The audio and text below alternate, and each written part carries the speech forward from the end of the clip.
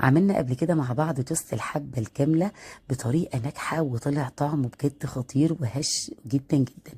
هنعمل النهاردة عيش الحبة الكاملة بنص كيلو دقيق، وهنعمل الكمية اللي انتوا شايفينها دي، هنعمل حوالي 17 رغيف، وهيطلع معاكي من فوق، وهقولك على السر اللي يخليه معاكي ناجح وطري وطعمه بجد خطير. يلا بينا نسمي الله ونصلي على الرسول، وما تنسوا لايك الفيديو، ويلا بينا نبدأ. اول حاجه كده معايا كوبايه من الميه، هضيف عليها معلقه كبيره من العسل الابيض، ممكن نستبدلها بسكر عادي جدا. بعد كده هضيف كيس من الخميره الفوريه، هدوب العسل الاول، وبعد كده هضيف كيس من الخميره الفوريه وزنه 10 جرام. هقلب الخميره كده مع العسل كويس جدا، وبعد كده اسيبها بقى على جنب تتفاعل. معايا هنا نص كيلو من دقيق الحبه الكامله سنبله الفرات، هضيف عليهم نص معلقه صغيره من الملح ونص معلقه صغيره من البيكنج باودر. وبعد كده بقى احطهم في بوله كبيره، اضيف عليهم الخميره بعد ما تتفاعل، وهقلب كويس كده لحد ما العجينه تتلم معايا بس. ومعايا بقى هنا على جنب كوبايه من الميه، هضيف على العجينه كده بالتدريج، والعجينه هتاخد معايا حوالي كوبايتين الا ربع من الميه. طبعا انتوا برضو ممكن تاخد معاكم اكتر او اقل على حسب نوع الدقيق. اهم حاجه تتاكدوا ان الدقيق جودته كويسه، ودقيق مش مضاف عليه دقيق ابيض خالص. العجينه كده بتلزق معايا كده على خفيف وطريه جدا جدا معايا. هلم بقى العجينه كده خالص، وبعدين هضيف في الاخر خالص معلقه واحده من الزيت، وهعملها برضو كده لحد ما الزيت ما يختفي تماما. برضو مش هعجنها، انا الدقيق مجرد الزيت ما يختفي خلاص هوقف كده.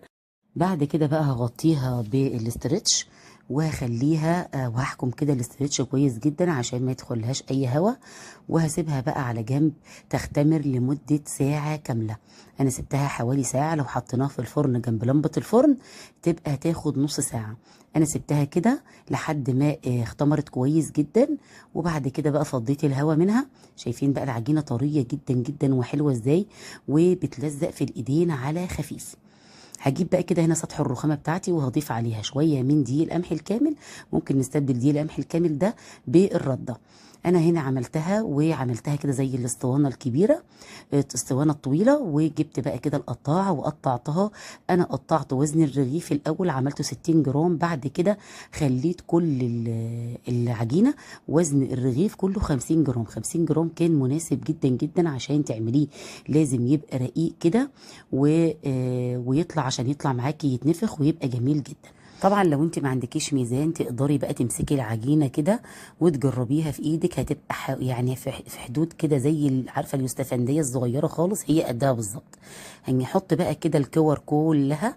بعد ما خلصناها نحطها في صينيه، وهنحط في الصينيه شويه من الرده او دقيق القمح الكامل، ونحط عليه العجينه. هنسيب العجينه ترتاح حوالي مثلا تلت ساعه. العجينه اول ما ترتاح هناخد اول رغيف عملناه اللي هو شكلناه، هنبدا بيه.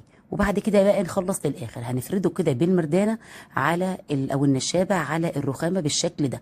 لازم يكون سمك رفيع ورقيق زي ما انتم شايفين. وهنضيف برده في الصينيه دقيق قمح او رده، وهنحط عليه العيش بالشكل اللي انتم شايفينه ده. هنمشي كده داير ما يدور كده من جوه لبره. هنفرد بالمردانه او بالنشابه من جوه لبره. هنجيب بقى هنا البوتاجاز. اهم حاجه في التسويه الصح في العيش الحبه الكامله ان النار لازم تكون سخنه جدا جدا.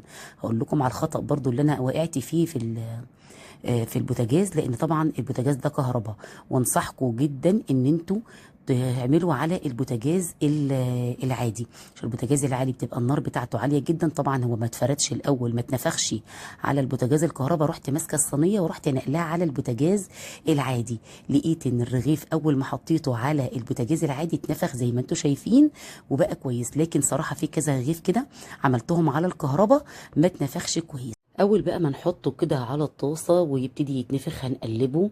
مثلا هتعدي مثلا لحد مثلا 4 ثواني وتقلبيه.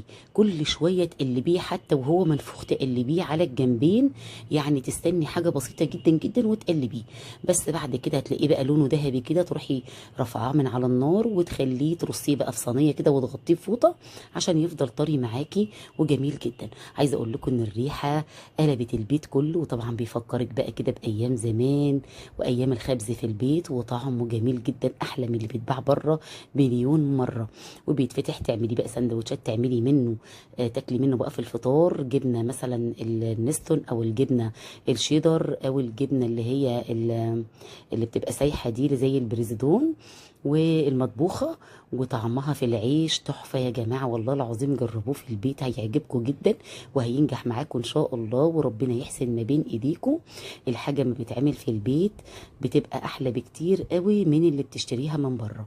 وعملت معاكم قبل كده التوست، سايبها لكم برده على القناه، توست الحبه الكامله وبطريقه ناجحه جدا، شوفوه على القناه بتاعتي. وبعد كده بقى لو عايزين تخزنوه في الفريزر هتخزنوه عادي جدا، تحطوه في اكياس وتطلعوا منه بقى رغيف كده في الفطار او في العشاء، طعمه جميل جدا جدا.